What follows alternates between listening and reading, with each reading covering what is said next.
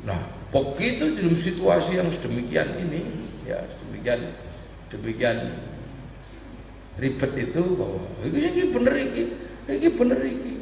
Semua terkait dengan kebenaran yang mereka ambil. Siji malam yahkum bima anzalallah, siji iki pokoknya sing bener karepe dhewe-dhewe.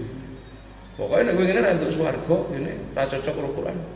Nah, di tengah situasi kayak gitu pakai kebenarannya sendiri-sendiri, ini tiba-tiba ada yang kaget.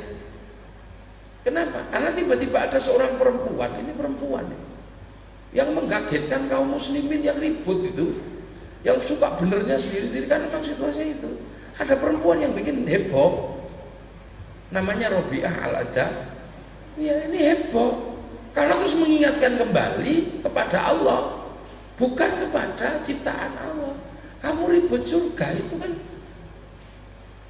bikinan Allah, kamu ribut neraka bikinan Allah. Kenapa kamu gak ingat sama pemiliknya? Kalau kamu cinta jangan sama nerakanya, jangan sama surganya, sama pemilik surganya.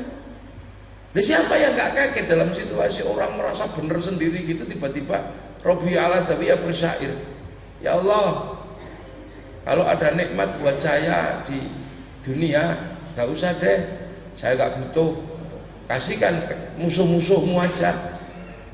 Ya Allah, kalau ada nikmat buat saya nanti di akhirat, saya gak butuh, kasihkan kekasih-kekasihmu saja. Kalau ibadahku kok karena memburu surga, tutup surga itu dariku.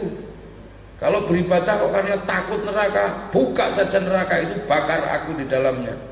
Tapi kalau aku beribadah karena rindu engkau ya Allah, jangan sekali-sekali engkau memalingkan wajah dariku. Ya kaget kabeh. Orang shock gitu loh.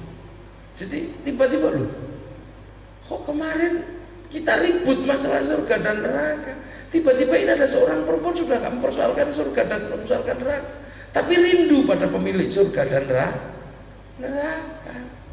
Loh, kalau engkau berdekatan dengan pemiliknya, ya kamu gak akan ada urusan lagi dengan surga dan neraka. Apa ini? Nah, ini yang kemudian menghasilkan sebuah tradisi baru berpikir yang dikenal dengan pikiran-pikiran tasawuf. Tasawuf mengembalikan lagi kepada Allah. Sampai terus kemudian menghasilkan konsep mahabbah. Nah itu. Nah ini sebenarnya makanya Sunni itu ya menerima tasawuf karena tasawuf ini menjadi jalan keluar ketika orang berkonflik tentang baik dan buruk secara tekstual. Nah di situ terus menghasilkan kayak Ibnu Athaillah misalnya, yang kita kenal dengan di kitab Hikam, yang seolah-olah Ibnu Athaillah itu lupa dengan ayat Allah bahwa ma khalaqtul jinna wal insa illa liya'budun innani anallah la ilaha illa ana fa'budni. Kenapa? Karena tiba-tiba Ibnu Athaillah ini terus berpikirnya berbeda. Hidup itu kan untuk ibadah, untuk beramal. Tapi Ibnu Athaillah malah menyindir orang yang beribadah dan beramal. Apa? Min alamatil i'timadi alal amal nuqsanur raja'i 'inda wujudiz zalal. Jadi tanda-tanda orang yang terlalu banyak gandulan amal adalah hilangnya pengharapan kepada Allah Subhanahu wa ta'ala. Dia lebih banyak bergandul pada amalnya itu. Nah, ini kemudian menghasilkan sebuah tradisi yang dikenal dengan istilah tradisi tasawuf. Nah, yang satu kalau benar nggak punya akhlak.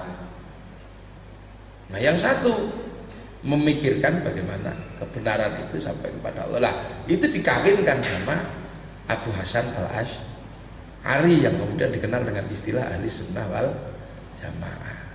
Jadi manusia memang setelah ditinggal Rasulullah itu harus ada yang ngatur tubuhnya, harus ada yang ngatur akalnya, harus ada yang ngatur hatinya. Nah, yang ngatur tubuh itu semuanya tekstual. Misalnya Qur'annya apa, ininya apa, inilah yang ngatur. Kemudian yang di sini mencari, kamu dulu dengar apa dari Rasulullah? Oh, Rasul perintah begini, ya tulisan amarona Rasulullah sallallahu alaihi wasallam kata. Kamu dilarang, nahana Rasulullah sallallahu alaihi wasallam angkata. Nah, kamu bersama Rasulullah, kunna ma'a Rasulullah sallallahu alaihi wasallam naf'alu kada. Nah, kamu lihat tok, ra'aitu Rasulullah sallallahu alaihi wasallam yaf'alu kada. Nah, kamu ya saya dengar tok, sami itu kok. Nah, ini kemudian menghasilkan tradisi ilmu fikih. Nah, yang berdebat tentang Tuhan tadi itu menghasilkan ilmu kalam. Nah, yang mengembalikan Allah menjadi idola hati ini ilmu tasawuf. Nah, itu ternyata memang harus dipertemukan. Itu harus dipertemukan. Nah, disitulah maka kemudian Islam ahli sunnah wal jamaah nahdiyah ini kalam, fikih sama tasawuf. Bukan karena apa-apa. Memang tidak ada di zaman Rasul, tapi di pengalaman kaum muslimin wal jamaahnya adalah terjadi seperti itu. Nah, maka ahli sunnahnya Rasul wal jamaahnya adalah ikut para pendahulu dalam tradisi yang